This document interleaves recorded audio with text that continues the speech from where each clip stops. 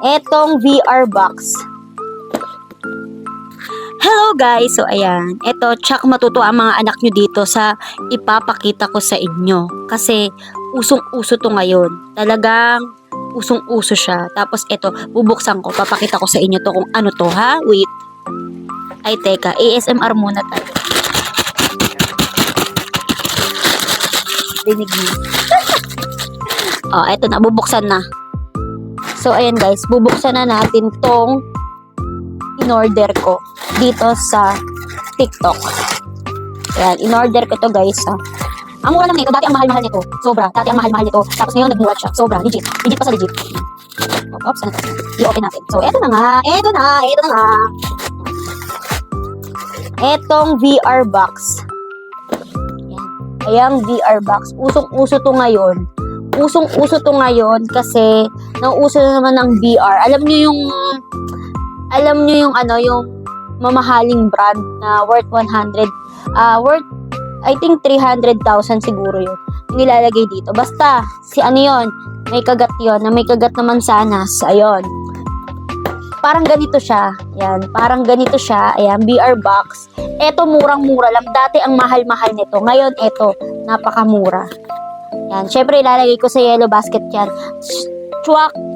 Swak na matutuwa ang mga Junakis nyo dito. Pati ata asawa nyo dito matutuwa.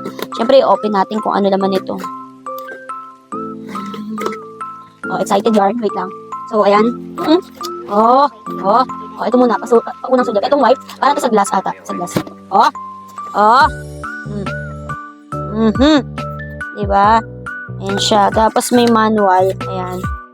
Ito yung ano, left. Tapos ito yung right. Ganyan siya guys. Ganito siya gamitin. Wait lang.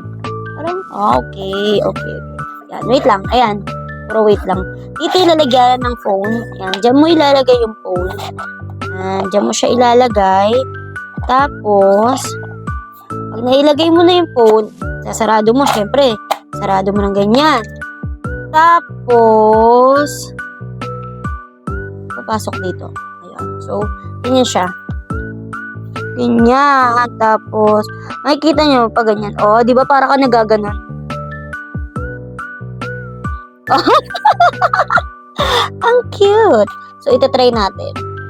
Try ko muna. Basta ito, papakita ko din sa inyo yung video na itong video natin ko dito. Siyempre, lagay ko sa yellow basket. Bye. Basahin mo. Basahin mo. VR! Ganyan. Ano?